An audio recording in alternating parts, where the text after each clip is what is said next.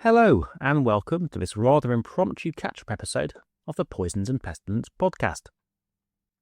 As you may have noticed, it has been a little quiet over at Poisons and Pestilence HQ in recent months.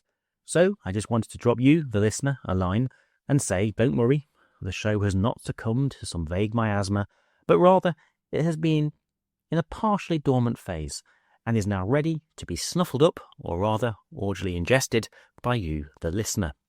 I say partially dormant because in recent months I have continued to quietly research around upcoming topics and secure future guests for the show. But alas, with work and family commitments, I just haven't had the space to record and produce. So long it has been, in fact, that this episode is perhaps also a way for me to get back into the swing of things after the hiatus.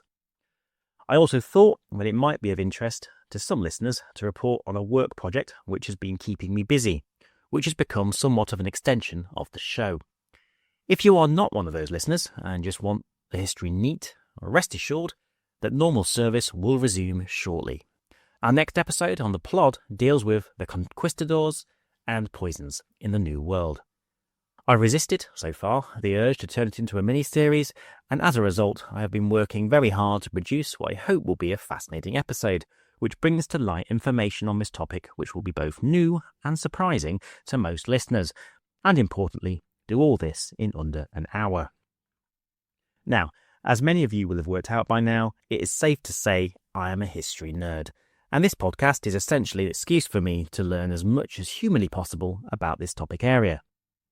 And over the past 3 years or so, I have learned a lot, and the journey has brought me into contact with many different types of folk who deal with history, as well as contemporary aspects of this issue. From weapons nerds to fungus aficionados, research scientists, and military historians. And this has not only fed into the show, but also into other projects that I work on as part of my role as an academic based in the Department of Politics, Languages and International Studies at the University of Bath, England. Or, for the benefit of international listeners, the University of Bath if you're local, or Bath if you move there from somewhere else in the south.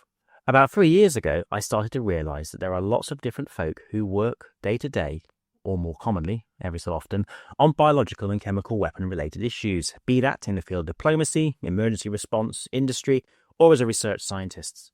All of these people have in-depth forms of practical knowledge, but often rarely get the opportunity to explore the broader historical context of this issue.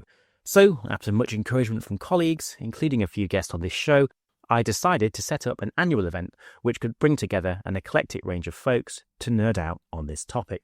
After several serious and not so serious name suggestions for the scheme, CBR Bath Immersion was my favourite, we settled on Bath CBR Cohort. And my absence in recent months from you, dear listeners, has at least in part to be explained by my involvement in the second running of this event, which took place earlier this month. I suspect that a few of those listening now were there, or perhaps even led on one of the activities that took place over that day. But for those that weren't, I just thought it would be good to briefly summarise, and while we're at it, also provide an update on some of the previous guests on the show who were in attendance. The event ran for 1 day, and my aim was to find our people. As a result, we had folk from government, industry, academia, and all these were primarily from the UK. We also had little money to sponsor a few early career attendees. My ethos was death before PowerPoint organograms, so with that in mind, and with, it must be said, very limited encouragement from me, facilitators between them managed to deliver a varied programme on the day. First up was Professor Alistair Hay, a toxicologist who you may well remember from episode 20, and this ended up developing into something rather magical on the principles of sample collection, drawing upon his own practical experiences over the decades.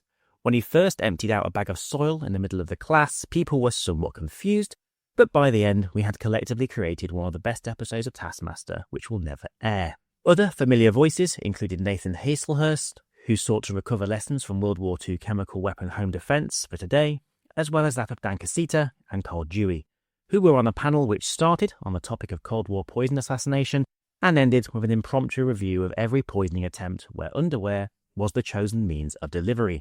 Despite this detour, I am pleased to say that ultimately they kept to their briefs, and related, there was also an excellent introduction to multi-agency response and decontamination provided by the Avon and Somerset Police CBRN team. In addition, in attendance were a number of other previous guests on the show, and this included Jessica Morris, an aspiring researcher who listeners will remember talked about LIVERINS projectors in a previous episode. I'm pleased to say that since recording her special with me, she has secured a funded PhD place at the University of Kent to pursue her studies. I will be running this event again in July 2026 and will be hoping to make it even bigger and better. So thanks to those who made the event a success this year, and I expect to see a few other listeners to the show at the next event. So more coming your way in terms of the plot, but also in terms of guest specials. And that's it for this episode. I hope you can join us next time as we return to our antisocial history of biological and chemical weapons and warfare on the Poisons and Pestilence podcast.